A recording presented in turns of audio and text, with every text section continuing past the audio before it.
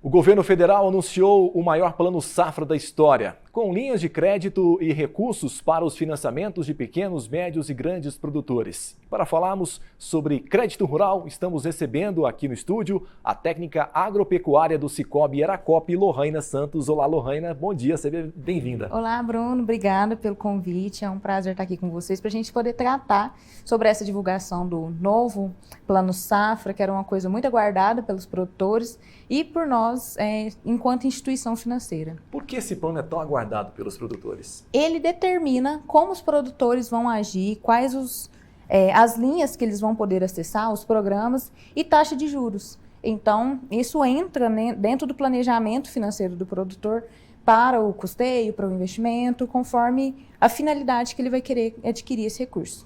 E temos diversas linhas, na verdade, acho que mais de 400 bilhões, né, para a linha empresarial, é isso? Isso, na verdade, esse novo Plano Safra ele veio 400 bilhões para a linha empresarial, que é o médio e o grande produtor, e 75 bilhões focados no PRONAF, que é o pequeno produtor, que se divide em diversos programas. Explica um pouquinho, então, o PRONAF, que ele inclusive abrange a agricultura familiar, né? Isso mesmo. O PRONAF é a agricultura familiar, ele trata o pequeno produtor que tem uma renda anual ali até 500 mil, e que produz itens de cesta básica, um arroz, um feijão, um leite, tem produtos da sociobiodiversidade e que é um estímulo para o pequeno produtor para ele conseguir complementar seu crédito, complementar sua renda, investir na sua propriedade para que ele tenha essa produção e possa desenvolver economicamente a sua renda, ele como produtor, a sociedade em que ele está. O PRONAF, então, é um Programa Nacional de Fortalecimento da Agricultura Familiar. E aí, aquele produtor, ele chega no banco, por exemplo, né? Ele precisa de ter um projeto, um estudo, né? Para pedir algum crédito ao banco. Como é que funciona isso? Isso. Todos os recursos que nós usamos hoje no crédito rural, eles precisam de um projeto feito por um profissional, a gente chama de projetista. Certo. E eles fazem um levantamento, e esse projeto é o quê? É ele me contar o que eu quero, qual a finalidade, quanto eu preciso e aonde eu vou aplicar e como eu vou ter o retorno. Então, por exemplo, um pequeno produtor, ele vai plantar um pouquinho de milho para fazer uma silagem, e aí nesse projeto vai me contar, eu vou precisar de uma semente, de um adubo, de um fertilizante, durante certo período, e vou ter o retorno financeiro disso após a colheita, dentro de X meses, para poder pagar o crédito. Então, eu pretendo vender a um preço tal, e é isso tudo que me conta no projeto, que vai me mostrar a viabilidade do crédito. Geralmente demora quanto tempo uma análise aí de crédito, ou cada caso é um caso? Cada caso é um caso, mas acaba que é um pouquinho extenso. Hoje temos sido bem cobrados, muito cobrados, na verdade, sobre a regularidade ambiental do imóvel. Temos que fazer a análise do cooperado em si, mas é coisa rápida. O produtor procura a agência que vai fazer o lançamento, o cadastro prévio da proposta, vai para a nossa unidade administrativa, onde nós fazemos a análise técnica, solicitamos algumas correções, se necessário, se não, já submetemos para a alçada de aprovação.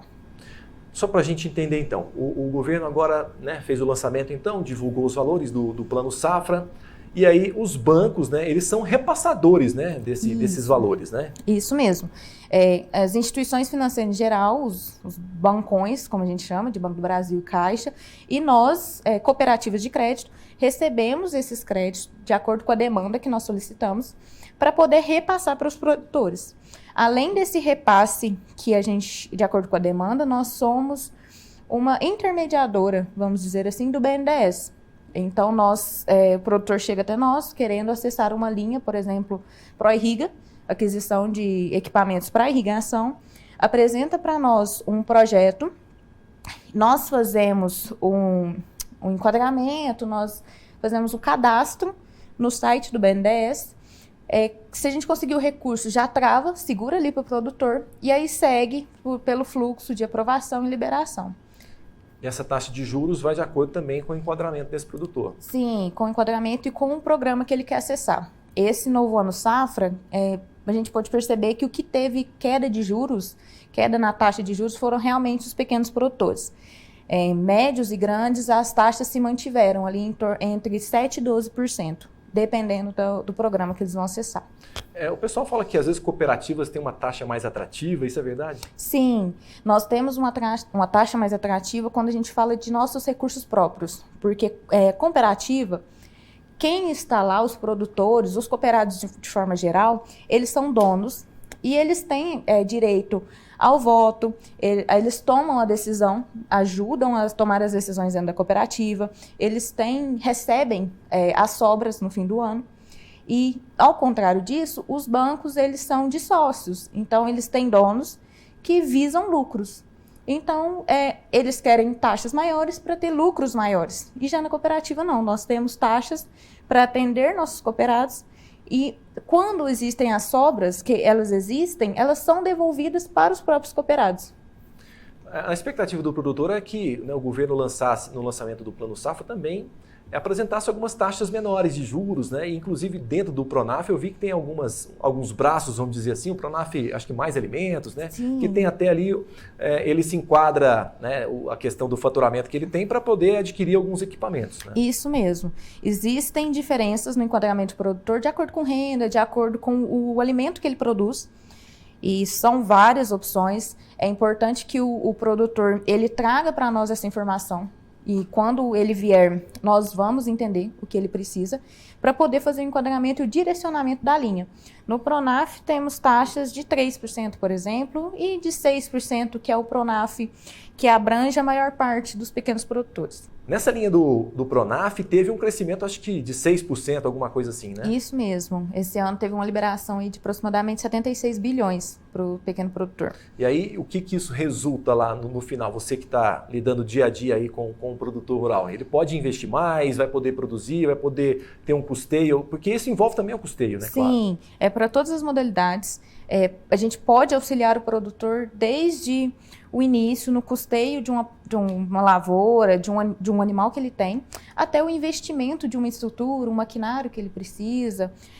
Às vezes uma agroindústria que ele tem linha do Pronaf específico para isso, específico para a mulher.